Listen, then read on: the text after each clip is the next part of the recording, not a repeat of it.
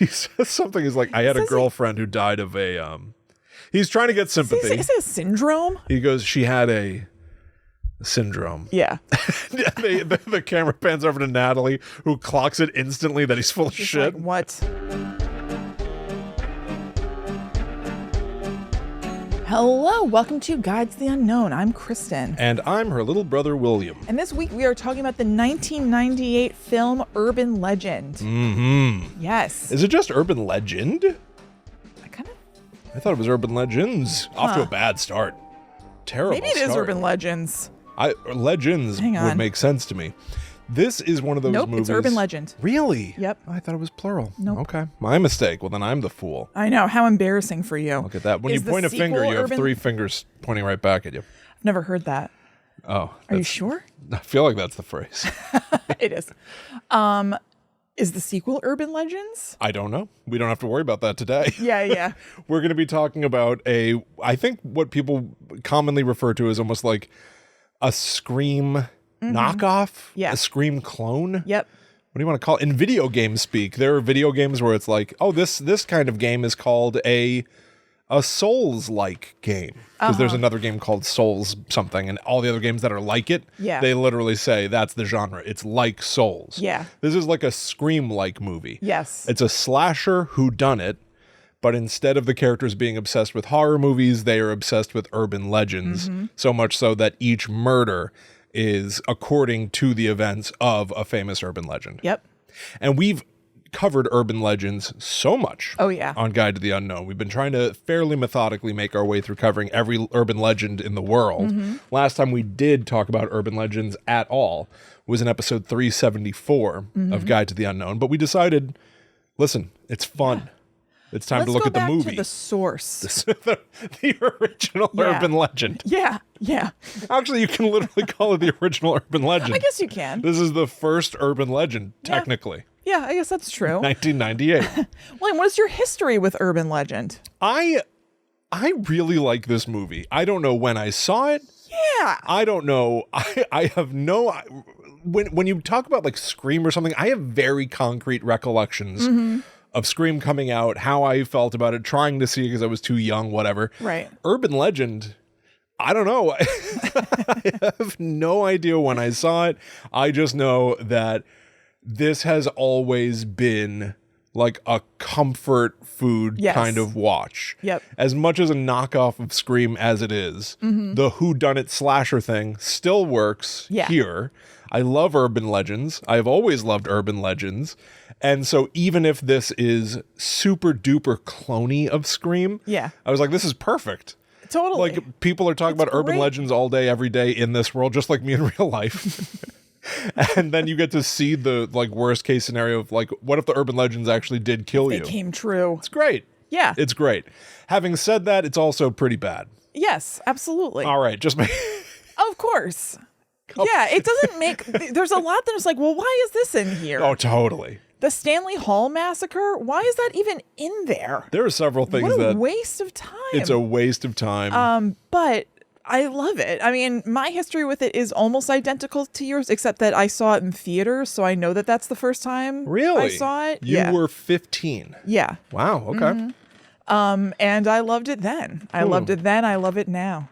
And I think it's such a fun movie. And I rewatched it like pretty recently, actually. So when I was watching it this time, I was like, I feel like I just watched this. Oh, really?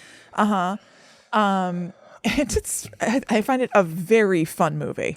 A few It's years very back, watchable. I think Screambox. No, not Screambox. Scream Factory. Okay. Scream Factory put out a Blu-ray of Urban Legend 1 and 2, and I snapped them up at the time. So I watched that copy, and there's like a commentary track, which I watched part of and stuff. But I think I saw it a handful of years ago, too. I think I watched it within a year. Wow. Yeah. Wow. Like, I felt like I just watched it. Yeah, it was not that and I recent had. for me. I think it's been no more than a year and a half since I've watched it. Well, the cast is stacked. William, did you watch the commentary track that's unofficial on YouTube from the account Pizzo Wall? Pizzo Wall. I think that's what it is. No, I did not. Oh, I did. Admittedly. You did? Yeah, I watched it when it came out. I think during COVID, It's light on cast, heavy on producers and stuff. It's an okay commentary. Oh, is it like an official people affiliated with the movie commentary? Yes. Oh, I didn't know that. Yeah, I remember it was like an event back then. Oh. And I think I had to pay for it. I don't really remember, but it's now free on YouTube. $400. Yeah. It's now on YouTube for free. Okay. And I started to watch it, got a little bored, and clicked around a little bit. No one can do commentaries quite as well as we do. Obviously. Patreon.com/GTDpod. Yes, but that is out there, by the way. You can watch. The only cast members in it are Michael Rosenbaum and Tara Reid. Oh, that's horrible. Kel surprise. That sounds terrible. To preview my feelings, that sounds insufferable. The rest of them, and then there are like a lot of behind the scenes people. It's like 6 behind the scenes people, and then Tara Reid and Michael Rosenbaum. Okay, it's the cast of Blair Witch 2016 did the same thing. They have a commentary that's just on YouTube as well. Yeah, I like that kind of thing. I do too. All right, well, listen, we're gonna get into the movie. What, you want just spoiler-free recommends? I mean, I think it's great. I know. Yeah. You got the bare premise. If you have not seen Urban Legend, we both recommend it. Go watch it. I think we should just get into I do too. Spoiling the movie. Yeah. After. You get what it's about. You get it. Yeah. Okay. After this commercial break. And a 3. And a 2. And a 1, 2, 3. She's an old woman. No, she's not. No. She is looking vibrant. Absolutely. It's all that Noxzema. The fourth wall breaking gags in this movie, there are only a couple, but they're both very obtrusive. Yes. When they I remember it being a huge laugh in the theater when the Dawson's radio. Creek song came on. Yeah, Joshua Jackson, who plays Pacey in Dawson's Creek, is one of the core friend group in this movie, and he's trying to mac on the main girl, Natalie. Yeah. And he turns on the radio, and it's "I don't want to wait." Yeah, and he's like, "Oh, this thing." Oh, punch the radio. Yeah. Huge laugh. Yeah. I was sitting at home. I just started guffawing. Popcorn's flying out of my mouth. I have a movie grade popcorn machine. The other one being that at the tail end of the movie, they make a joke about the killer being the Noxzema, the girl from the Noxzema commercials, which in real life, which is true, was Rebecca Gayheart was in Noxzema commercials in the 90s, and she plays the killer in this movie. Yes, which is fun. I actually think that really works because that is very an urban legend-y thing. This person in this obscure commercial, something terrible happened to or with them or whatever. That's true. It works. This movie is stuffed with more urban legends than I have. Well, I can't oversell it because I picked up on one. I found an urban legend in this movie that no one seems to have called out online. Oh, what? Yeah. It's just like it's stuffed to the rafters with urban legends. Yes. So the entire premise of the movie is very Scream 2. Characters at college are being hounded by a serial killer. But each one of their deaths is like mixing Pop Rocks with soda would make your stomach explode in an urban legend. And in the movie, they just dial up the... Yeah, they mix Pop Rocks with like some sort of poison. Yeah, it was like a drain cleaner or something like that. Which even as a kid, I was like, well, that's not the urban legend then. If you're just changing one of the ingredients. Well, no, but how else are you gonna kill them? I know, but even still, characters are just like in a Scream movie where they're like calling each other. What's Leatherface doing here? They're just throwing out horror references in passing. Yes. In this movie, Tara Reid runs a radio station, and there are like sex urban legends of like I had to get my stomach pumped, hardy har har, and like switched baby aspirin for birth control pills. Yes. Yeah. Well, there's one urban legend that's in the movie. I think it's intentional. I guess I couldn't say for certain, but it jumped out to me because of doing sound design. Yeah. When our final girl is Natalie, played by Alicia Witt, and she's going out on like a drive with Pacey from Dawson's Creek, and they're going to park together a little bit. He's going to try to make the moves, and then he goes out to pee. When he goes out to pee, you hear just woodland sounds because they're in the middle of nowhere. So you hear like sticks breaking a little bit and stuff. And then you hear an animal going... Like if you go back and listen, it's like a very distinctive human-esque bark sound. Yeah. Which I very specifically know because that is the sound of a red fox. And I, in editing the Blair Witch podcasts for the Hunt-A-Killer game, I scripted a thing where they talk about animals that sound like humans, and I had to find and license animal sounds from like the Cornell University, yada, yada, yada. Yeah. And it's, if not the identical red fox sound, just, I mean, maybe they all sound identical to each other, but the urban legend there, it's not so much an urban legend as a misnomer, but there are some animals whose screams sound like humans. And so it's believed that some early ghost stories about fears in the woods might have been people misunderstanding that, oh, no. Sometimes some animals, a barn owl is another one. Yeah. Sometimes those animals just sound like a woman screaming. Yeah. And I don't think it's a mistake that the team in editing picked a sound that distinctly has like an urban legend quality to it. Yeah, that's cool. You know what I mean? Like, yeah, totally. I really sort of am impressed by this movie for beginning to end dealing in miscommunication and urban legends and stuff. And I haven't seen anyone online talk about the sound of a red fox. Yeah. But it's very distinctly in there. Yeah, that's cool. Kind of neat. Good catch. Thank you. Yeah. Thank you. Yeah. From the beginning. Yeah. Great opening. Oh my God. Get out of here. It really is. Classic. Wait, there's a killer in the backseat of your car kind of thing with Brad Dourif as a gas station attendant who is trying to warn Natasha Gregson Wagner that there's a killer. Gregson Wagner. Yeah. Wow. That's right. Who is she? She's an actress. She was in a lot of stuff in the 90s. Okay. I'm sure she's still about and working. I wasn't familiar with her. There was... I wrote down... The first thing I wrote about the movie... in talking about the cold open, I just wrote down, like, cut this gag singing shit. Like, she's singing the first, like, 2 minutes of the movie. Yeah, The first thing they hit you with is Natasha Gregson Wagner singing, and it's so funny that she can't sing on key. Yeah. It's like 2 minutes of that joke before she finally gets to the gas. Like, literally just, how about you open the movie on the car pulling up to the gas station? Totally. Cut that shit. Who needs that? But then Brad Dourif... And I didn't realize that he's uncredited in this. Oh, really? It's just because he doesn't need to be credited. He doesn't need to. You know him. Yeah. You know that face. Yeah. And he has a stutter in the movie, which he's very famously, he was in One Flew Over the Cuckoo's Nest.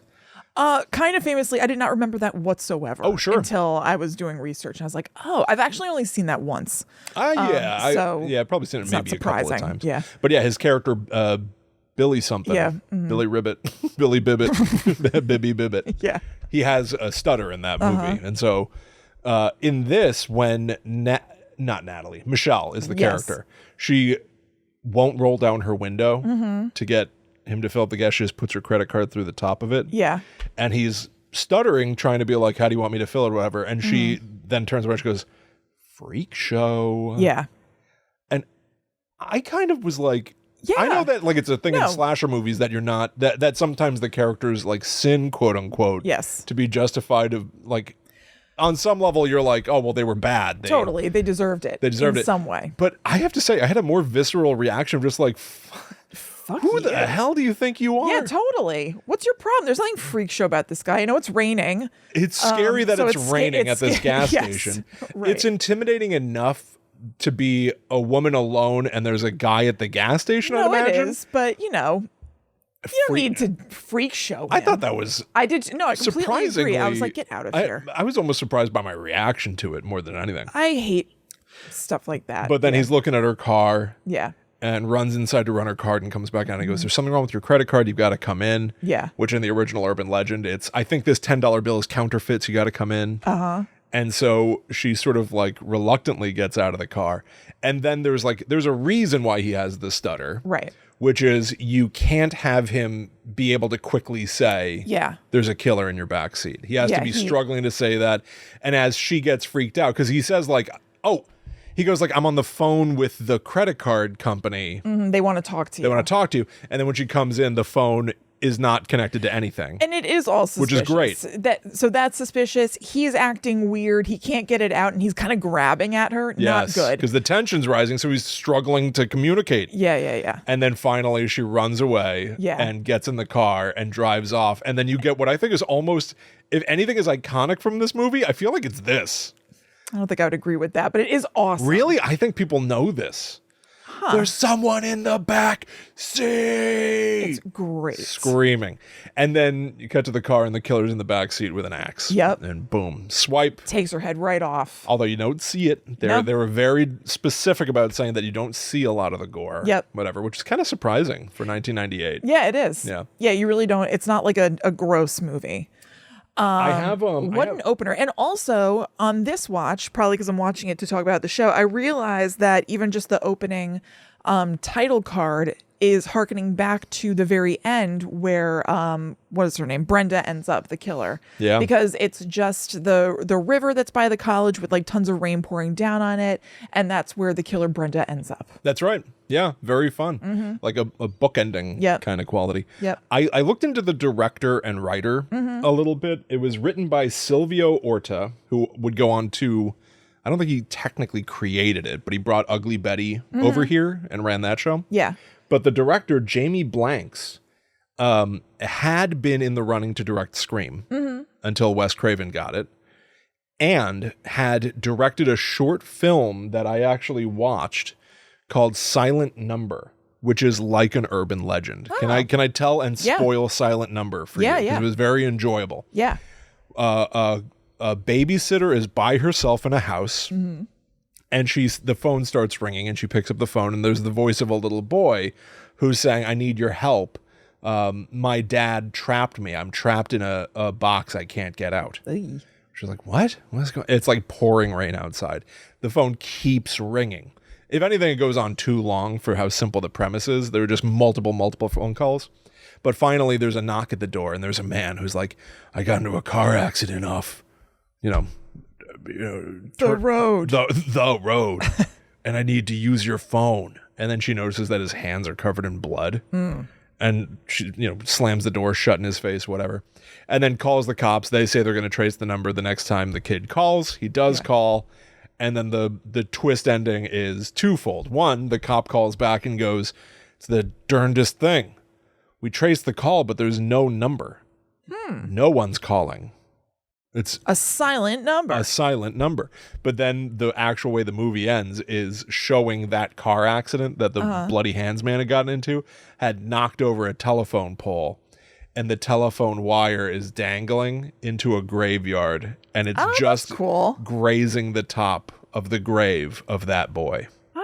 So his ghost was calling her, or some spiritual mumbo jumbo, but that's why he's trapped in a box, because he's buried in a coffin. Yeah. I was like, that sounds like an urban legend. Yeah. That's amazing. That's cool. Really kind of enjoyed it. And it's the kind of thing that no one would come across naturally, like some old student short film. Yeah. But I really liked it. And I liked the lineage thing too, that he almost got Scream. Yeah. Or might have almost gotten Scream. Almost got, I think, I Know What You Did Last Summer, and then finally they promised him something, and bam, he got Urban Legend. Yeah. Which is like, I guess, the third run.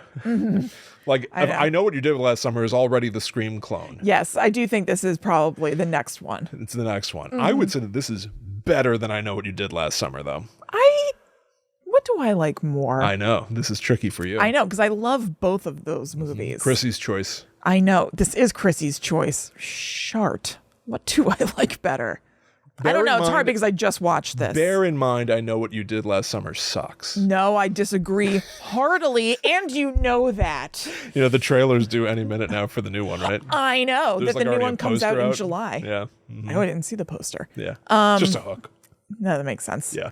I don't know. In this moment, because I just watched it, it's Urban Legend, but hard to say. If I watched I Know What You Did Last Summer tonight, I might say it's I Know What You Did Last Summer. Yeah. So I'm not sure. In the beginning, so after that opening, I thought it was funny. They don't keep this up, which is good. There are multiple little jump scares in a row, which I thought was weird. Like, they have the whole beginning thing where they're talking to each other, and then Brenda and Natalie go and do Bloody Mary weirdly just in front of like a bunch of like drywall stuff. Yeah, I was like, what are you doing? I actually rewound because I was like, I guess I've just always taken this for granted. Again, when you're just watching it normally, you let it wash over you. I was watching it for the show, so I was like, I need to understand what's going on here. I was like, wait, why are they doing this here? This is not what Bloody Mary is. In front of a boarded up building's entrance. Right, and there is just no explanation for it. But anyway, after that, what is the first one? Oh, the first one is that Joshua Jackson scares them, Damon, and there's this thing like, oh yeah. And then Natalie goes into her building, like her dorm room, and there's the scary janitor. It's another, and I was like, this is weird. Why is this happening? But it doesn't keep up the pace. Interesting. It's just noticeable then. It was like within, I don't know, 4 minutes, there were two like, yeah, of just people that you bump into and get startled. Interesting. Yeah, I don't know. Yeah. Huh, that's funny. What do you think of our cast of characters? It's a weird... Can we go like person by person? Yeah.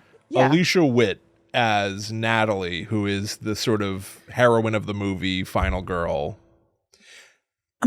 I know, I looked into her a little bit and saw that she was one of the Haywood sisters, I think, in Twin Peaks, Donna's sister. Yep. And she was in David Lynch's Dune.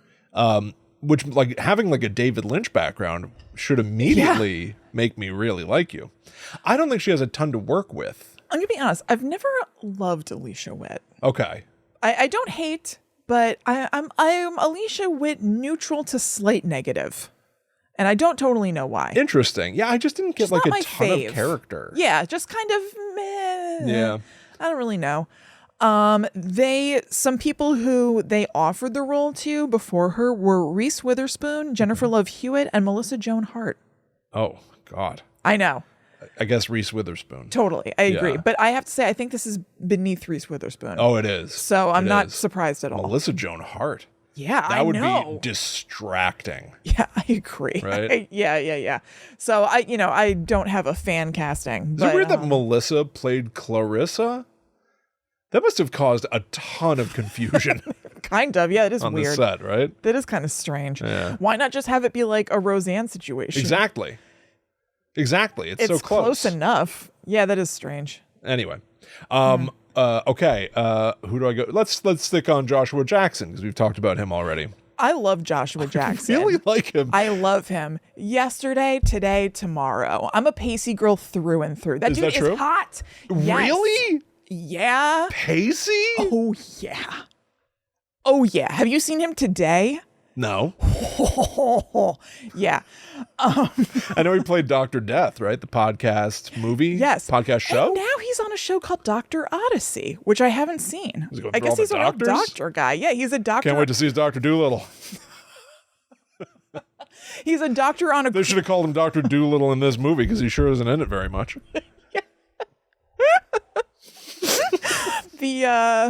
I'll just say I don't know if I should say. The word about on the gossip scene is that he's Dr. doing it a lot. And he's good at it. Got an addiction. Dr. doing the most. The Egyptian lover. I'll leave it there. He's a freakaholic. Yeah, I think he's a freakaholic. He goes to Freakaholics Anonymous. No, he's not. He's not even bothering. That foggy room with those balloons. Does anyone know what we're talking about? Look up the Egyptian lover Freakaholic. Oh it's my a music God. video. It's incredible. Yeah. But anyway, even just as an actor and everything, no, I really like Joshua Jackson. I think he's great. Okay, yeah, I like him quite a bit. Yeah. I wish he was in this movie more. I do too. It's I like wish a waste. that he and Michael Rosenbaum were swapped. Wow. What an idea. Because I could take less Michael Rosenbaum in this movie. What an idea. That's a great idea. Mm-hmm. Yeah, I wish they were swapped as well. Yeah. They both occupy the same space. Silly guy role. Yeah, totally. Mm-hmm. I would even say, why not have Damon be both of those things? Why don't we just eliminate one of the roles? Yeah, there's really no need Get for rid both. of Michael Rosenbaum, whatever you do. Yeah, now, whatever needs to happen. I don't want to be too cruel. I think I would have said I like Michael Rosenbaum. I would say I don't hate him, but I don't need him. Mikey likes it. I know. That's got to be one of the most embarrassing things I've ever seen of a comedy stab in a movie. You know what I mean? Yeah. His face is dead. I know. He does this like badass kind of tough guy face when he falsettos Mikey likes it in class because they're talking about Pop Rocks and Soda, and part of the urban legend was that Mikey from the Life cereal commercials died for Pop Rocks and Soda, so he improv'd Mikey likes it in that high voice, but his dead eyes and his entire comedy persona in this movie. He's like, he's got this like shit-eating, like he's like Ryan Reynolds on like Crank. I agree. I would say Craig. I think he's like Ryan Reynolds on something that dials you down. He's not. Well, I'm thinking about Ryan Reynolds. I thought he made Ryan Reynolds look subdued compared to how much he's mugging in this movie, Michael Rosenbaum. No way. Oh no, my he's God. doing it way less. Well, we're going to have to find a way to do some sort of an annoying off between these two guys. It was like they were roommates with Van Wilder, and he had just gone to a kegger. No. It was terrible. No. I would say that there are shades of it, but he's nowhere near like that manic. It was atrocious. Oh, I don't agree. I think he's annoying, but I found him benignly annoying. You can just kind of like blow him off. No, I found him super annoying. I could have used a lot less of him. Yes, certainly. Rebecca and I Gay, like him. He was on Smallville as Lex Luthor. Yeah. And he was great on that show. He had like this level of like being great. menace and control as that character, and like it was outstanding. Yeah. And it made me want to be a big fan of his. I know he has a very popular podcast. It made you want to be a better man. It made me want to be a better man. I know he's got that podcast where he talks about the industry a lot, and it's really just this one role. But boy, did I really struggle with it. Yeah, really. No, I did too. He's very annoying. Rebecca Gayheart, I thought was great. She was so good. I think at the end, she was selling it like gangbusters. Yes, there's a quality in her killer reveal that goes too big at times. Yeah, but I think for this movie, it kind of fits. I thought she was as I said, great. it's good, but it's also kind of bad. Yes. So I thought for what this is, like it's fun. Yes. What she's doing, and she knew how to use her eyes. I know those ojos. The holy guacamole. Yep. The baby blues like sparkling out of her skull as she like stares daggers through Natalie. Yeah. And is talking about how she's going to kill Natalie by the end doing the kidney heist, which is, you wake up in a bathtub full of ice and you don't have a kidney anymore. I found that part to be the most brutal part, actually, when she's stabbing into Natalie's tum-tum. Slow cutting. Yeah. I was like, ooh. And I love the line. And again, it was like her delivery that like especially sold it, where she's like, is this where the kidney is? I was never much good in biology. You know what? The first organ I see, I'm just going to start pulling. Yeah. And like, that's awesome. Like, that's a great killer line. Grab it. To just be, I'm just going to grab it. She's sort of in control. And even in the elements that she doesn't understand, she still is like, I'm just going to own that. I'll just grab whatever's in there. And I'm going to adhere to stuff as much as I can, but sometimes I'm going to have to veer off course. It's just a given. Very enjoyable. Yeah. Very, very wonderful. And the outstanding way this movie ends. Oh, yeah. With, you do at least two different kind of climaxes with her. The reveal, then she gets shot and falls out a window, and you think she's gone, but then she comes back in the car. Yep. And then she ends up flying through the windshield into the water. Yeah, the most shallow river in the entire world. I was like, what is this? It looked like it was just, she fell on a driveway that had like a bunch of rainwater on it. Yeah. And then I could see that there was like a branch and some rocks a little bit above. And I was like, oh, okay, so that is a river. What the hell is this? I know. It did. And then they were like, and she washed away. I was like, how? How? No. Yeah. But then they fade to black and fade in a year later or whatever. Yeah, it's this new Scooby gang. Everybody's dressed insane. Like exactly. The most 90s cast of characters ever. And basically another one of those old men teenagers, like from Blair Witch 2. This guy was an accountant, but somehow he was a college student. It's crazy. He was too old to be playing a college student. And they're like, they say that she was never found. Right. And then a person off screen goes, that's not how it happened at all. Here's how it really goes. Yeah. The camera pans around and it's Rebecca Gayheart. She's still out there. Natalie. She enrolled at a new college and she's going to tell the urban legend correctly. Yes. That is what a great fun twist finale that she's like still out there. I know. Is she going to keep killing? Doesn't matter. I mean, she stops existing after the credits roll, kind of. Yep. Kind of. Yeah. But, wonderful. I know. A wonderful conclusion to this movie. It's great. Yeah. It's great. Now, Jared Leto, what'd you think of him? I would have said, I like this guy in this movie. If I didn't know more about Jared Leto, I'd be like, oh, this guy's great. Yeah, totally. I know. I mean, he was great. He was another one I had a huge crush on in the 90s. His performance is totally like middle of the road, totally acceptable. He doesn't really pop as like awesome. He's not a fun character.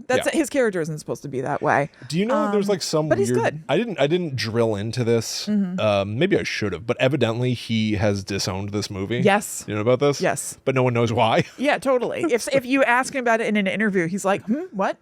Like, I've never heard of that. Ass. I've never heard of that movie. Yeah. It's like, maybe you should say that you wwere in this because you like you were the Joker, right? I know. And it sucked. Right. And you offered Batman a reach around. Do you know about this? I don't remember that. I was wondering if you know what this is. Is that in the Snyder Cut? Yeah, at the I've end of seen the that. Snyder Cut. I don't remember. The Snyder Cut ends. I'm currently listening to the How Did This Get Made blank check crossover about the Snyder Cut. So it's funny this comes up. Wonderful. I don't remember this. Yes, at the end of the Snyder Cut, they shot a whole new scene that takes place in essentially like a post-apocalypse. And Batman and Joker have to work together. Yeah. And Joker says, yada, yada, yada, something, I guess I do kind of remember this. How about a reach around? Okay, yeah. And then Batman says one of the most embarrassing lines anyone has ever said. He goes, when I kill you, and make no mistake, I will fucking kill you. Yeah. When I kill you, blah, blah, blah, blah, blah, blah, blah, blah. And it's, make no mistake. That it's so cheesy and horrible. Jared Leto's so obnoxious as a human being and has been in some of the worst things ever. For him to disown Urban Legend, he should be so lucky. I would say border. I don't know if I'd call it cult classic, but people like it. You know what I mean? Like, this is a fun movie. So maybe I don't know he had why some you would... shit experience. I mean, the real thing is probably something like that. Yeah. Well, I don't know. If you had a shit experience, you still don't need to in an interview be like, "What movie? What's that?" And confuse everyone. Out of here. Mega 64 has an outstanding. This is on like almost like my rotation of rewatching stuff.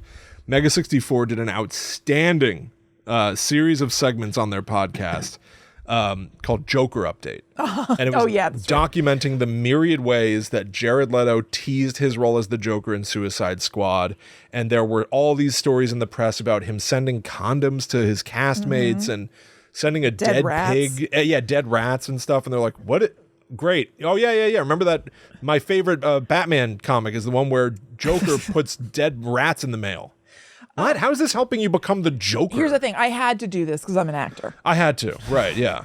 It's so embarrassing, but Mega 64 documented it extensively, exhaustively. There's a playlist on YouTube. Highly recommend. But all of that exterior stuff makes me not like Jared Leto. Yeah. So even watching this movie, I'm almost shocked when I'm like, oh, I like him. Yeah. He seems like the only normal person in this movie. Mm-hmm. Yeah. It's great. No, he is a technically good actor. Okay. Is the thing. I've seen him in other things. He's got the goods. What other movies have you seen him in? Oh, I don't know. Let me think. Fight Club? Yes, I have seen Fight Club. I don't know. He just wanted to break something beautiful. Oh, God. Something so beautiful. Jared Leto. Oh, God. I don't know. I was first introduced to him in My So-Called Life, which I rewatched and thought he was great in. Okay. He was in like a thriller a few years ago that I thought he was pretty good. I don't know. He's a good actor is the thing. But he seems like a very obnoxious dude. Very. If not sinister. I've also heard things on the gossip circuit about him that are not good. Well, yeah, I'm also doesn't he have regretting like that a I was cult? talking about Joshua Jackson's sex life. That was not good of me. How dare you? Yes, I know. Doesn't Jared Leto have like an island and makes everyone wear robes and stuff? Yeah, which is, supposed to be kind of jokey, but it is also real. So I don't know. It's bizarre. Yeah, it's weird. Tara Reid. I think she's great in this. I thought she was great in this. Yeah, she's great. She's fun. Super fun, bubbly, interesting. Yep. Her death is like sad because I like her so much. I think it's one of the best death scenes in this. I agree. I have a little confusion over the why of it all. Is that an urban legend? How she dies? Wow, that's a great question. No one seems to be acknowledging this either. Yeah, it's not adhering to an urban legend. They just come to kill her. Yeah. I'm going to want to go kill by kill like in the second half of the show so we can sort of talk about that more. Yeah. But I do want to ask you, how about Loretta Devine? Oh, she's great. She's wonderful. Yeah, she's great. She's great. Yeah. As the campus security. Yeah, she'd been kind of campus security guard or whatever, but she seems to be like the head of campus security. Yes. And she'd been priding herself on it being like the safest campus in either America or the East Coast or whatever coast they're on or something. Yeah. And so isn't really wanting to accept that this is happening. But then kind of quickly has to. Yeah. But she's super fun. She is like, I think she is back in the sequel. Okay. She's in Urban Legend Final Cut. Again, maybe it's Urban Legends. I feel like one of them ends with an S. Yeah. But and that is very like Screech in Saved by the Bell, the new class. Yeah, where it's like, what are you doing here? You just work here now? Yeah. This is some bad luck that you're here where someone... I've never seen that. So you've never seen Urban Legends Final Cut? No. Oh, we're definitely doing it someday. Yeah. Oh. No, I've never seen it. Oh, wow. That'll be fun. Okay. And have you seen the third one? No. Urban Legends Bloody Mary? No. That one I've never seen. I've seen clips of it because it was basically like this followed the trajectory of I Know What You Did Last Summer. Right. Like first movie, pretty good. Second movie, the much lesser sequel. I thought it was like way much lesser though than I Know What You Did Last Summer is what I'd heard. Well, the third movie is basically like shot on a camcorder, in both franchises, and it becomes supernatural, right? In Urban the Legend third Bloody movie, Mary, yeah, and in I Know What You Did Last Summer, the third movie is also supernatural. Yeah, I've never seen that either. These two franchises follow like lockstep with each other. Yeah. Although there was supposed to be a reboot of Urban Legends as well, and COVID knocked that out. So I Know What You Did Last Summer is going to have a leg up there. That's true. This doesn't actually, push a needle forward or whatever, but Alicia Witt has said recently during press for Longlegs, it was just last year, that she would love to do. She was in Longlegs. She was in Longlegs? She played Nicolas Cage? Yes. Who's she in Longlegs? She was the mom. She's the mom? Yes. What? Wow. But so during press for that, she said that she would love to do a sequel to this, and there's been talk about it. Oh. So I don't know. I would love to see. I would love a new movie. We know that there are more Urban Legends. We've been talking about them all. Of course. There are so many. There are too many. Yeah, absolutely. Some of them are not Urban Legends at all. Completely. So they have plenty to draw from. I did also go into the I went back to the source text. Jan Harold Brunvan's The Vanishing Hitchhiker, which the professor does have on his desk in the movie. The origin point of really thinking in a sort of collegiate way, literary sense about urban legends, and a lot of the stories are in here. Yeah. The boyfriend's death, how Pacey dies, almost everything except for Pop Rocks, I want to say, was in this first book. Yeah. Cool. Last cast member to talk about is Robert Englund. Okay. Yeah, I mean, he was fun. It was fun to have him in here. He didn't play up any sort of he was just a character. Yeah. Which was nice to see. I don't know that I really see him just in stuff. Me neither. I think this is the only thing I've just seen him in. Right? Besides, those old things on Bravo that would be like the 50 scariest movies. Sure. And he'd be a talking head. Yeah, totally. But yeah. It was nice. Oh, yeah. He's here as a horror, it's a stunt cameo. Totally. I don't know if Brad Dourif could really be consider that as the voice of Chucky. Is he a stunt casting or is he just a role? I kind of wonder because that woman, Natasha Gregson Wagner's character's name is Michelle Mancini. Right. Which maybe is a reference to Don Mancini, the creator definitely. of Chucky. Yeah. So then I do wonder if he's there as a little bit of I don't know if you would necessarily call it a cameo for the general public, but maybe as a fun inside. Yeah, it's funny because this movie is so in the mold of Scream and so of that time where people were ready for horror movies to be kind of fun and meta. And also, very referential to other horror movies. Maybe he was stunt casting. Yeah. Maybe. Because I don't think you cast... Especially because he's interacting with somebody with the last name Mancini. True. You can't ignore Robert Englund, though. He's always stunt casting. Which is almost... I wonder if that's a shame. I know. Yeah, I wonder if it feels like an albatross around his neck at all. Or if it's just my life is awesome. My life slaps. Yeah. It crushes. There's all rules. All right. I want to talk about the kills because I think that's what the whole thing is actually about. After we talk about patreon.com/GTTUpod, a great resource, if not the greatest resource available to people in the world. I think it's the best resource you have at your fingertips, certainly to get more of our show. We actually have a second weekly podcast called The Netherworld Dispatch that comes out every Monday, which is awesome. And when you join us on Patreon, you get our entire back catalog. You also get ad-free episodes of this show when you join us at the $4 tier or more, so you don't have to fast forward through this kind of stuff anymore or just the regular commercial breaks. You get access to our Discord, our movie commentaries, a newsletter, just all kinds of great stuff. And you are helping support our small business. So thank you so much. It is doing quite nicely. It's thriving. It's vibrant. The community is wonderful. Yeah, it's awesome. Thank you all so much. Yes. The most recent of the Netherworld Dispatch is episode 207, which is also when you sign up, you unlock every previous episode. It's called Freaky Deaky Music Videos. Oh, yeah. And I straight up think it's one of my favorite shows we have ever done. It was super fun. I loved it. Yeah. We looked at horror-themed music videos. It's something we had not done in several years. We looked at Bark at the Moon by Ozzy Osbourne, Meatloaf song, his one song about how we do everything for love. Yep. But he wouldn't do that. And he turns into Beast from Beauty and the Beast. Yes, he's like a beast face man in the music video. But on top of everything, 2 music videos stood out so much so that I've listened to them almost on repeat since we did that episode. I now have them fully memorized. I'm ready to put on a solo show. I'd love to see that. Go do some open mic nights and sing Goodbye Earl by the Chicks, formerly called the Dixie Chicks, which is a murder ballad. Yep. I've learned that term since. Murder ballad about killing Earl, an abusive husband. And the music video, it's Dennis Franz. Yeah. And by the end of it, he's made up like a zombie. It is so good. Yeah. It's so great. Good. With lines like, ain't it dark wrapped up in that tarp, Earl? Oh, it's so good.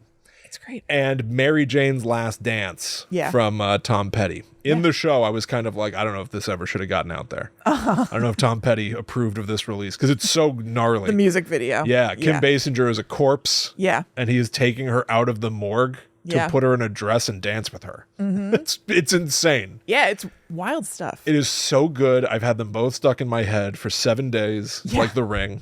7 days. I wonder what's going to become of you. It ain't good, whatever it is. Yeah. But go check that out. That's 207 Freaky Deaky music videos. Love it. Love doing the Netherworld Dispatch. Go sign up, poke around, go have some fun. You deserve it. Yeah. And yeah, it's lovely. Yes. We also love reading reviews, and this review comes with 2 surprises. Ooh. Okay. One of them a physical surprise. Ready? The hell's gonna happen? This review is titled Neat. Guide to the Unknown is an online podcast about Kristen and Will, who are siblings and best friends who go on adventures and fight monsters. It is very scary, all caps, but I can't help myself from listening to find out how each cliffhanger is resolved. That review was left by Kid Icarus 222, who you might know as Drew Mackey. Yes, I do. A friend and fellow podcaster from the show Gayest Episode Ever. Oh, amazing. Which we have guested on. Yes, it's such a good show. Coincidentally, something confusing showed up in the mail. Oh, yeah, that's right. I did not get an answer at the time of this recording, but I asked Drew to explain why he wanted to send you a little statue of a frog that's peeing.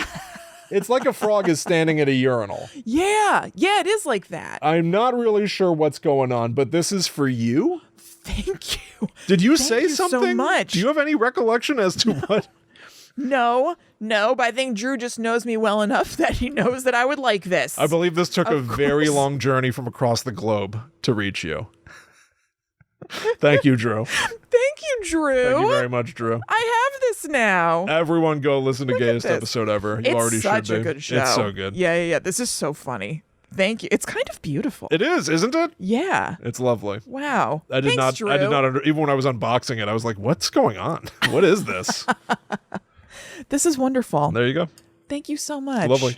Anyway, if you would also like to leave a review like Drew, you can go to Apple Podcasts and type one up. You can give us some stars on Spotify. We greatly appreciate anybody who does either of those, let alone both. Yeah, come on. Good God. Good gravy. Saint. Thank you all so much for your support. Cannot tell you how much I love doing this show. Oh, totally. Literally look forward to it all week. Yeah, me too. All right, everybody, back to Urban Legends. Well, after one more commercial break. Okay, Let's talk about those kills. Yeah. So do they adhere to urban legends? Hash, bang, hash. throw. How'd you get 2 words in and beef it? You couldn't think of anything besides after a slash? Hash. Rhyming. Hash. They turned them into hash. Oh, there you go. Yeah. You fixed it? I guess.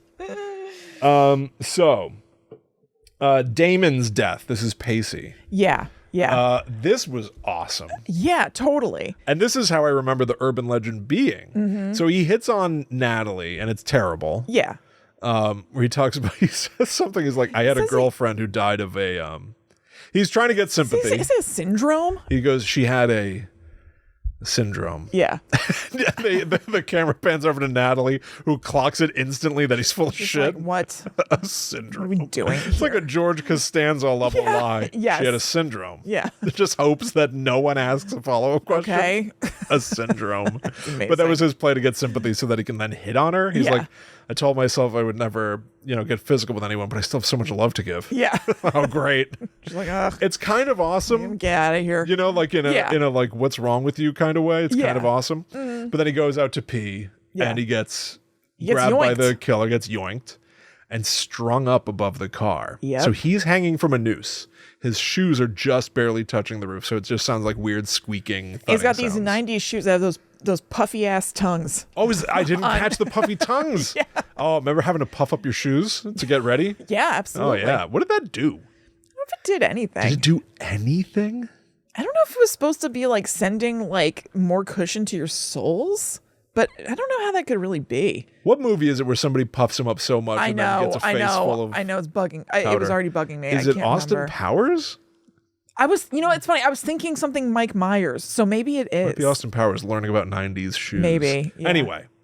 And then Natalie tries to drive away because she hears scary sounds, not knowing that it's Damon's shoes just touching the roof. Right. And it turns out the noose is tied to her bumper. So when she drives, driving is hanging him. It's bringing him high up to hang him.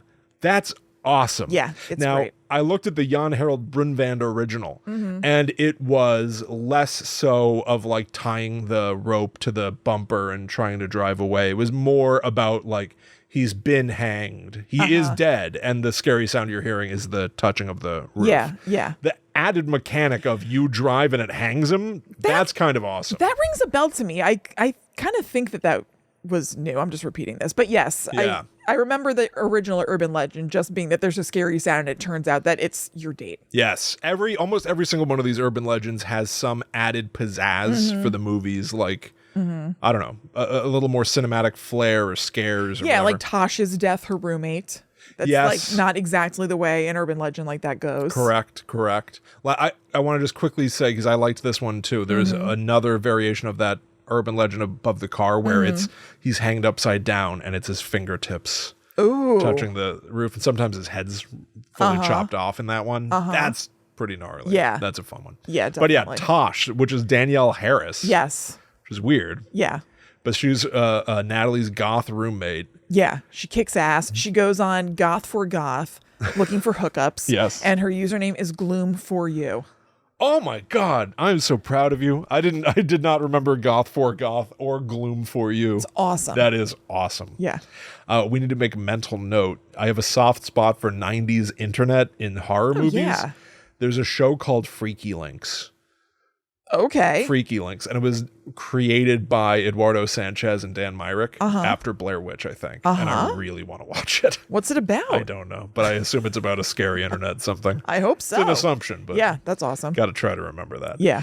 So yeah, Tosh goes on Goth for Goth under the name Gloom for You. Yeah. And is trying to hook up with other goths. Yeah. But also, she's doing the do in the room, and Natalie comes in, and Tasha's like, "Turn off the light." Is that part of just like college roommate culture? I wouldn't know. I never lived on campus. Yeah, it does suck. Yeah. I guess what else are you going to do? I don't know. Natalie just puts on headphones and instantly falls asleep. What happened to the sock on the doorknob or whatever? There's no... Tosh doesn't wear socks. Yeah, I guess she wears like fishnets or whatever. But Yeah. you could wrap a fishnet, a scrunchie. A I've also heard of. Yeah. But yeah, what's her name? Natalie comes in and Tasha's like annoyed. Like, turn off the light. Well, why didn't you turn off the They have a damn light? combative relationship. They do. It's also very 90s. Natalie wants to check her voicemail. Yeah, which is going to kick Tosh off of her computer's internet. Yeah, it's fun. It's my phone line too, Yeah. It's like, oh, that's gone. I That's know. by the wayside. Not a You used to have problem. one phone line. You could either go online or make a phone call. Yep. Not both. Yep. But so then this sets up the urban legend because Natalie comes home, hears a ruckus, assumes that Tosh is hooking up with someone. Yep. So she's she like, doesn't okay. turn on the light. Right. And in the morning, discovers that Tosh is dead in bed, and scrawled on the wall in her blood is, "Aren't you glad you didn't turn on the light?" Yep. That's Yikes. great. That is a great classic urban legend.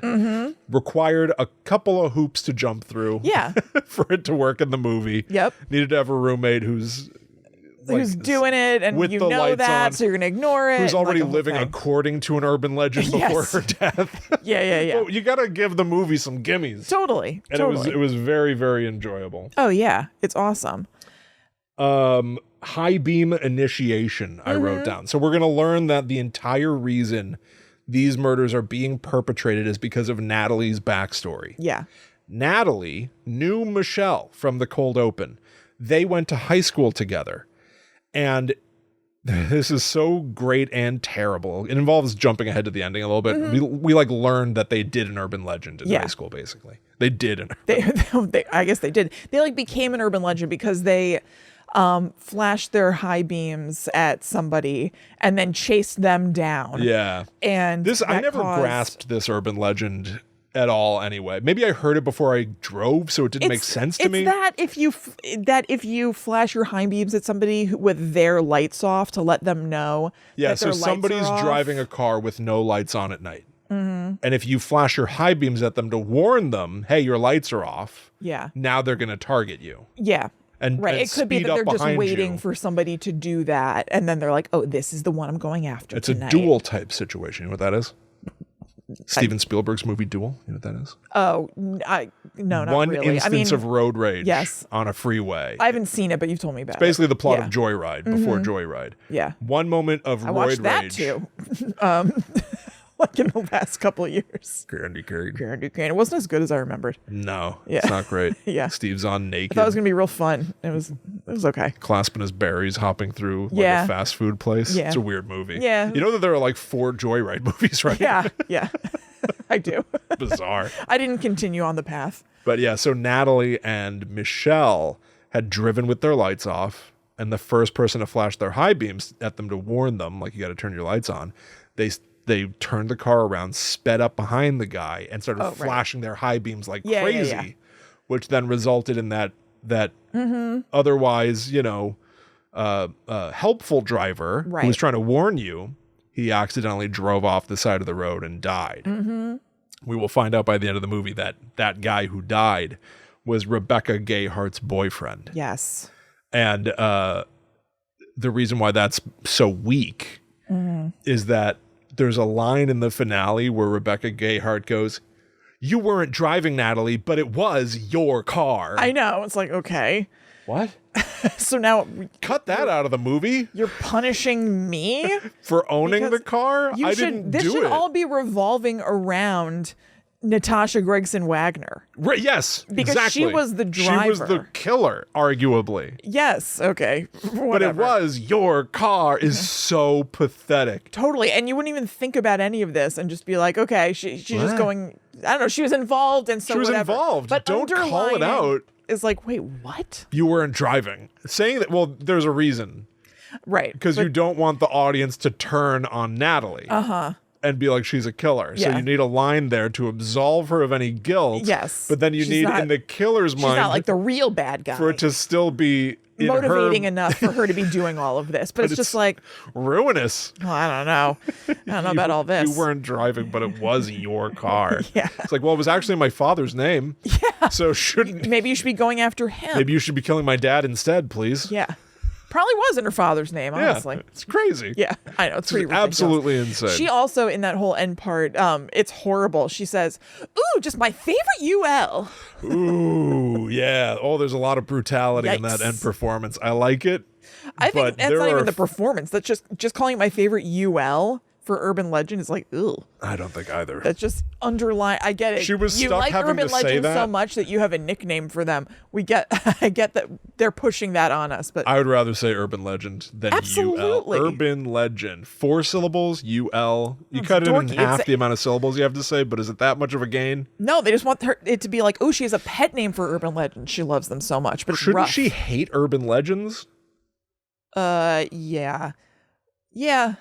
Well, but now she's gone so mad, she's using them to kill other people. crazy. So now she's like into it. I get it. Yeah, okay. It is weird. The whole thing is weird. Because also, again, I know I'm now stuck in finale mode because we talked about that Urban Legend. That the reveal of Natalie's past comes in the middle of the movie. Yeah. But in that finale, Jared Leto steps in Yeah. with a slow clap. Oh God. He's a journalist. Yeah. And he had thought on his feet. Right. And his thing is to compliment Rebecca Gayheart for the insanity of her killing. Right. Because it'll make a great story. Yeah. And thereby he'll disarm her. She's had a big crush on him the whole time, Yeah. and she's also pissed at Natalie because she like made out with him, which honestly is not cool. I agree. Through the whole movie, they're like best friends, and Brenda's been like, "Ooh, I like him so much. I think I'm going to talk to him. I think I'm going to ask him out."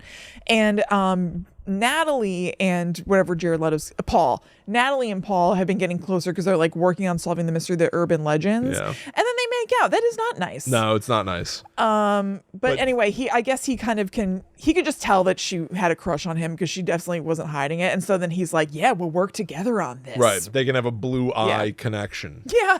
Yeah. But isn't it weird that Rebecca Gayheart's entire motivation is I loved my boyfriend, and yet she's boy crazy over Jared Leto the whole movie? Shouldn't she?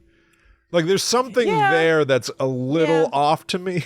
It is a little bit off because this is like all kind of in her boyfriend's name in a way. It's all avenging him. Yeah. But at the same, she does end up strange. rejecting him. She does. She goes, "You're cute, Paul, but you're not that cute." Yeah. Which is a great line. I like It is that. a good line. Yeah. I don't know. And the boyfriend gave her this very like iconic Tiffany's necklace that like tons of girls had in the 90s because he couldn't afford a ring. And that necklace has been very pivotal in Yellow Jackets. Oh, really? Yeah. Fun. I would like to watch Yellow Jackets. I've seen people turn on it in season 3. Yeah, though. yeah. Have you? Yeah. I still like it. It's still a fun show to watch. But season 1, it was like, oh, this is like a good show. Yeah. Season 2, there were things I didn't like about it where I was like, this is not so good. Okay. Season 3, I would say, it's not really been good, but I still enjoy it. You know, the only thing better than watching a good show is when you don't watch a good show and it goes so long that you hear everyone go, "This sucks." I'm like, "Oh, I never got invested." Yeah. This is great. No, I can see that. This is great. Yeah. Season 1 was I can't great. be let down Was because I never started. A chef's kiss, but Is there any chance season been very 1 disappointing. Season 1 conclude in any kind of satisfying way where you can pretend there's nothing more? I'm trying to remember. I wouldn't mind probably not. trying. I like the premise. Yeah. I would guess no. Okay, fair enough. The high beam gang initiation thing is also how the janitor in this movie dies. Yes. So he flashes his high beams at a driver, and it's Brenda.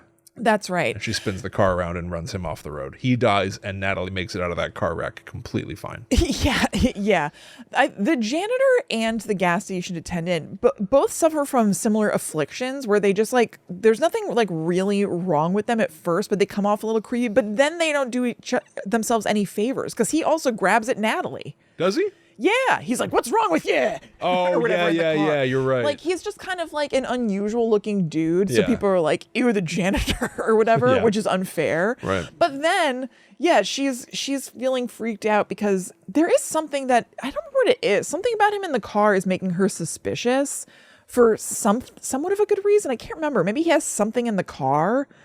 There are a number of what it is. You know, in Scream, everybody is a suspect. And because this is a whodunit, they try that here too, but to little effect. Totally. Yeah, he does something or says something weird. Does he have the parka? That's what I was about to say. It might be something like this, but I don't think it's this. It's like he has the parka or something. The killer's outfit is nonsense. The killer's outfit is a warm parka. Also, I could be wrong. I was like, I don't even know where I would go back to rewind to figure this out. And even as I'm saying, I'm like, I bet I'm wrong about this. I feel like Natalie might react to the parka thing, but she's never actually seen the killer with the parka. I kind of think that's correct. In the pool scene, right? Yeah. Because she sees this, she sees somebody in a parka walking in the pool while Brenda, Rebecca Gayheart is in the pool. So she's like, oh no, it's the killer. And she breaks a glass, but I don't think she's ever actually seen the killer before. So I don't know if it's just that as an audience member, we know that the killer wears that parka. Yeah. So we know that she's right, that they look like the killer. And she herself is just reacting to a strange person is in the room now. Yeah. But it reads as though she's certain this is the killer's costume. Right. But I think you're right. I'm not sure if she ever saw the killer. Yeah. The Silvio Orta evidently originally scripted this to take place in the winter. Okay. Which is why the killer wears a parka. Okay. All right.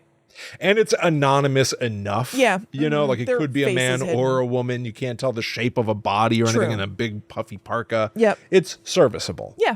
But it's odd. It's not great. And it seems like they're wearing some sort of ski mask or balaclava that shows just like one eye. Like when they're driving at one point during that thing with the janitor, they pull up alongside and they do look at whoever is in the other car, I guess at Natalie or something, and you can just see one of their eyes. Is that right? Yeah, it may just be the angle. Huh. And it's not, you can't tell that it's like a Rebecca Gayheart beautiful clear blue eye. Yeah. I think, that would be a dead giveaway. I know. Although you could still play as a Jared Leto. True. Because he ends up being the misdirector. They're like, the killer has a beautiful blue eye. Right. I believe in the sequel, they wear a fencing mask. Okay. Maybe it's even that. I don't know. You can't really see. No, you can't really see. It's fine. Yeah. Okay. The next ankle slice under car. Ooh, this is how they get. I never like an ankle slice. This scared me when I was a kid. I remember when I was a teenager, somebody, when we lived in Missouri, told me that you have to be careful walking past a car at night because somebody will slice your Achilles tendon. Yeah. And I have thought about that off and on for the rest of my entire life. Yeah. And I forgot that it's in this movie. They do it to the dean of the university. Yep. But it's a quick, just sort of like out, and then they squish them on some tire spike things. Yeah, for good measure. Sure, just finish them off. Yep. Michael Rosenbaum gets 3 legends in one at his annoying party where he's being an annoying man. I don't understand this party. Why? Is it Halloween? What's going on? He has a party every year to commemorate that's right, the anniversary of the Stanley Hall Massacre. Right. Which is, in this universe, purported to be an urban legend at their school. Right. That somebody was going room by room knocking on the door, and if you answered the door, he'd slit your throat. Right. So much so that the entire Stanley Hall is abandoned. That's where they said Bloody Mary at the beginning of the movie, to the boarded up door, because that entire place has been eliminated. Right. And a lot of the movie orbits around, did that Stanley Hall massacre actually happen? And was it covered up by the university? Right. And the answer is yes. Right. They try to use that to implicate Robert Englund, to say that he might have been, he was the only survivor. He was the last survivor, yeah. He was the only survivor. So they try to be like, maybe he's gone nuts. Right. 25 years after his last massacre, and he's killing people according to urban legends. But that's a red herring thing. Yeah. So we never get any decent information about the Stanley Hall Massacre. Yeah, you never find out who it actually was. So it just feels kind of pointless. Just feels, It feels like a waste of time. And it doesn't feel like an urban legend. No, that's the thing. I thought the same thing. Like, I wish if there was some sort of subplot, it felt more connected to urban legends. Yeah. It just feels like this, almost like set dressing that's like, oh, okay, so we're in a setting that also had something creepy happen to it. It doesn't feel urban legendy. Absolutely. But so Michael Rosenbaum has this party. He's carrying his doggy around, makes the dog do a beer bong or something. Yep. Which is weird. Yep. But then the following happens. He starts getting a phone call at the party. And the voice on the phone is insinuated by him to be like, oh, let me guess, is the call coming from inside the house? So you get the babysitter and the man upstairs there. Yeah. Call's coming from He looks at the caller ID and it says Damon Brooks, who was Joshua Jackson, and they were roommates. Right. Yeah. And then the voice on the phone goes, no, this is not the calls coming from in the house. This is the urban legend about the old woman who tries to dry her dog in the microwave. Yeah. Which is an urban legend. Yeah. And so he goes, what? And he goes running through the house, opens the microwave, and his dog has exploded in the microwave. Yeah. And then he feels like he's going to throw up. So he runs to the bathroom where he gets ambushed by the killer, who shoves Pop Rocks in his mouth, a beer bong down his throat, and pours Drano into the beer bong. Yeah. This is so many urban legends happening simultaneously. I know. I almost think that's why they didn't have any more to spare for our next kill, which is radio station murder. Yeah, I didn't even think about that. This just isn't. You're right. This isn't an urban legend. It's just a kill. I tried to reach for something. Yeah. When Natalie goes to the house party, some annoying guy. They're listening to Love Roller Coaster. Right. And there's a scream, a woman screaming in the song Love Roller Coaster. The urban legend I always heard is that the cover art for that album is a woman covered in honey. And the urban legend I heard is that model, that wasn't real honey, that was like a fiberglass thing for the photo shoot. And it fused to her skin. And the scream in the song was her in the studio as they tried to peel it off her skin. I've never heard that. Basically skinning her alive. That's what I heard. And the sound was accidentally picked up in the song. Yeah. And they kept it. In the movie, the annoying guy says that was the real scream of a real person from a 911 call being killed. That's what I've heard. They also push in on a speaker during the scream, and it's a different scream than what's in the song. Oh, weird. Which is annoying to me. Huh. But then, when Tara Reid's at her radio station and being attacked, she's screaming that she's being killed, and no one believes it. Yeah. That same annoying party guy, has the most irritating line. He just sidles up to Natalie and instantly says this. He goes, she's doing a performance art piece of commemorating the massacre. Right. He immediately says that line. Why would that be? Like it's the most sensible thing in the world. Totally. And it's clearly Tara Reid being hounded and killed. Right. There have been multiple people killed on campus. I think that it's more logical to think that it's happening again. Yes. So that's my stretch of an urban legend, is that it's connected to the Love Roller Coaster comment. Yeah. Yeah. / they don't call this out, but that urban legend that people believed War of the Worlds, which was a radio broadcast, which made people panic, even though it wasn't true. This is somebody panicking and nobody believes it is true. Yeah. I don't know. Yeah. But otherwise, unless you try to dig, the Tara Reid murder has nothing to do with urban legends. No. She's just being stalked by a killer. Yeah. And it's good. It's a great scene. No, it is good. It is good. But yeah, that is really strange. It didn't even occur to me. I guess because it's such a good scene, it didn't even occur to me that's really not adhering to the pattern whatsoever. I tried looking around online and I didn't see anyone point out that that's not anything. Really weird. It smacks of an urban legend that doesn't exist. Yeah, there was a call-in show on the radio and the person was being killed and everyone thought it was a prank. Yeah, totally. That sounds like an urban legend. Yeah. But it's not one I'm aware of. No. And the movie doesn't call it out, which it would do. Them justifying it being like, it sounds like an urban legend in the making. Feels like an urban legend. Yeah. Yeah. Right. Well, the whole movie is an urban legend in the making already, though. Yeah. You know? There was a killer who killed by urban legends. Yes. And she was the Noxema girl, but here's how it really happened. Yeah. That's the point of the movie. Weird. And then the last things that I personally have. So I saw online, this movie has a 30% on Rotten Tomatoes. Yeah. This movie did not do well with like the critics. Did fine enough at the box office, obviously, to get a sequel. Yeah. But a lot of critics were like, it's just Scream. Right. It's a ripoff of Scream. Like they were and I'm like, it's no more a ripoff of Scream than, I don't know Halloween of Black Christmas or what. It's totally acceptable to me. Similar to each other. For it to be similar to Scream and to be vibing at that time and take advantage of a trend to make another thing. Yeah, you ride a wave. It's not that weird. It's fine by me. However, when Natalie asks Brenda why she's killing everyone, she goes, why? Yeah. Like, oh, that's literally what Billy Loomis says with that pacing and everything. Yeah. Yeah. It's like, oh, that's just something. like Scream. That's pretty identical. Yeah. And then I love the line from Rebecca Gayheart, which goes, Natalie's, upset about being killed or whatever. And she goes, don't you want to be an urban legend? All your friends are now. Yeah. I like that. Yeah. That's a fun, like, twist of the knife. Yeah, it is fun. But then one last confusing thing of the movie, in my opinion, they're still in the abandoned Stanley Hall, which is where a lot of the action takes place at the reveal. And Brenda's decided that she's going to shoot either Jared Leto or Natalie. She goes, I just don't know who to shoot first. Eeny, meeny, miny. And then from the floor, the security guard goes, Mo, and shoots her. That's so terrible. It's so funny. That is so horrible. I kind of couldn't believe it. I forgot about that. Yeah. Eeny, meeny, miny, mo. Mo is the final badass word. I know. That's the shittiest cool Die Hard line I've ever heard. Finishing eeny, meeny, miny, God. mo. That is really funny.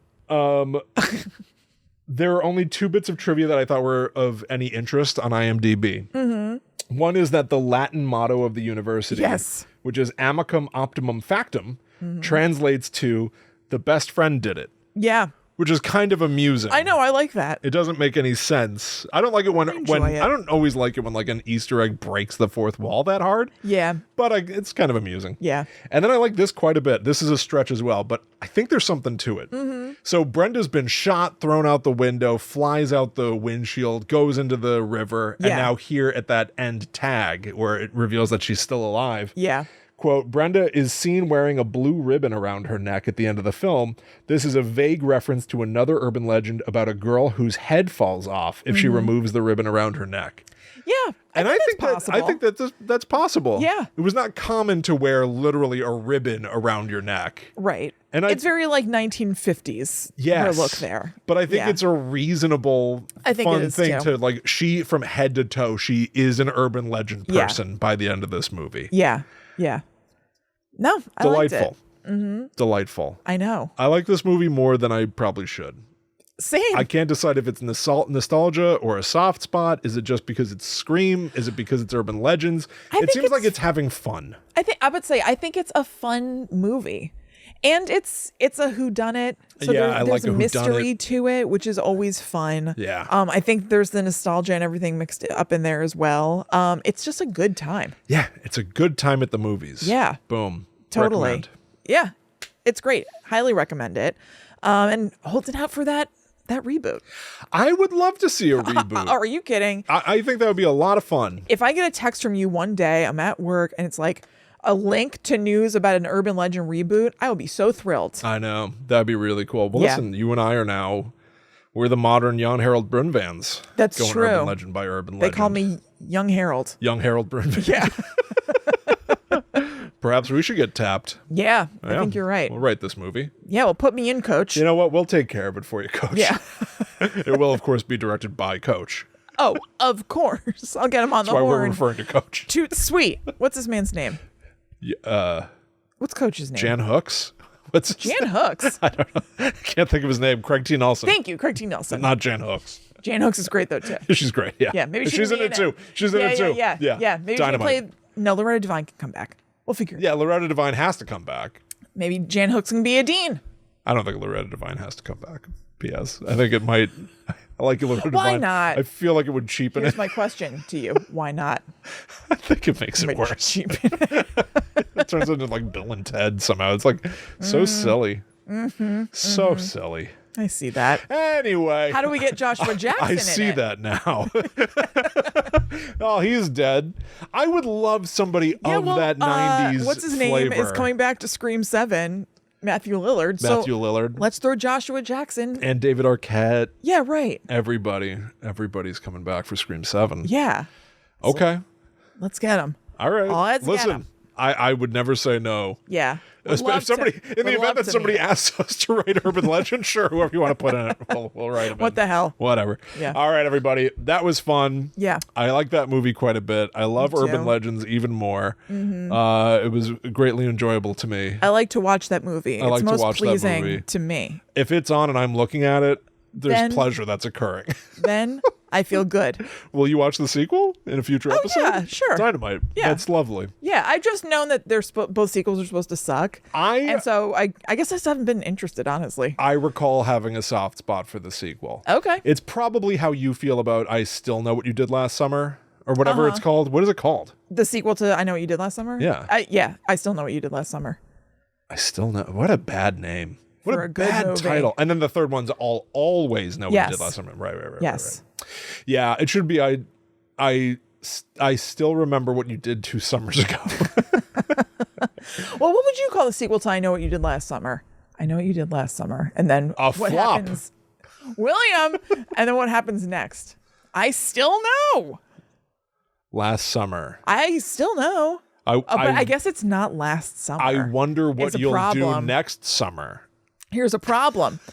It's not last summer That's what anymore. I mean. That's why I said 2 summers ago. Yeah, that movie sucks.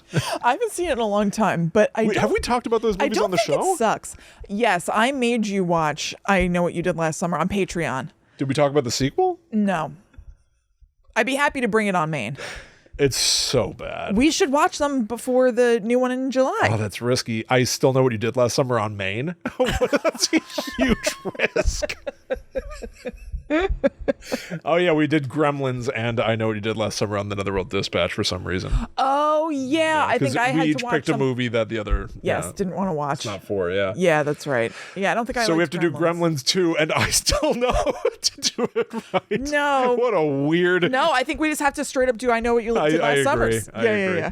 All right, everybody. Well, thank you all so much for hanging out with us. Loved it. Yeah. Loved it. You loved it too, everyone. You know what else I want to watch? Cursed. That weird werewolf movie that went through all kinds of problems with Jesse Eisenberg. It was like a Wes Craven. Christina Ricci. Yes, I would watch that. Yeah. Absolutely. Yes, we must. Okay, it's almost as if we have a long future ahead of us. Yeah. Great. Yeah. Guide to the Unknown will never die. Nope. Thank you all so much for hanging out with us. Yep. Thank you for your support. Go check out patreon.com/GTTUpod if you'd like to back Guide to the Unknown and unlock an ever-expanding archive of Guide to the Unknown's world. Yeah. This show is merely the tip of the iceberg, quite frankly. Totally. There's a buttload of stuff below the surface. A literal buttload. You can also follow us online. We're at GTTUpod to find out when new episodes drop, this and that. Yep. You understand? Here and there. You can also follow us individually. Yep, I'm at Chillin' Kristen. I'm at The Myth Traveler. So we'll be back next week to talk about something different. But until that time comes, we must travel. Back to the netherworld go we.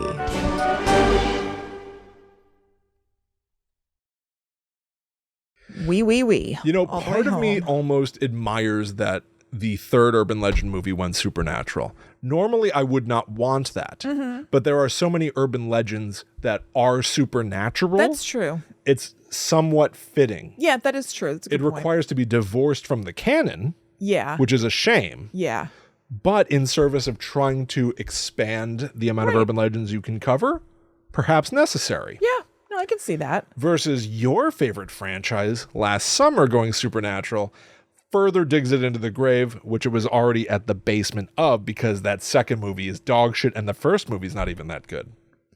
I said in this episode that this one was my favorite of the two. Did you really? I don't remember you saying it. Yes, I did. I said that I would be wishy-washy and that it's very possible that I could watch I Know What You Did Last Summer and change my mind.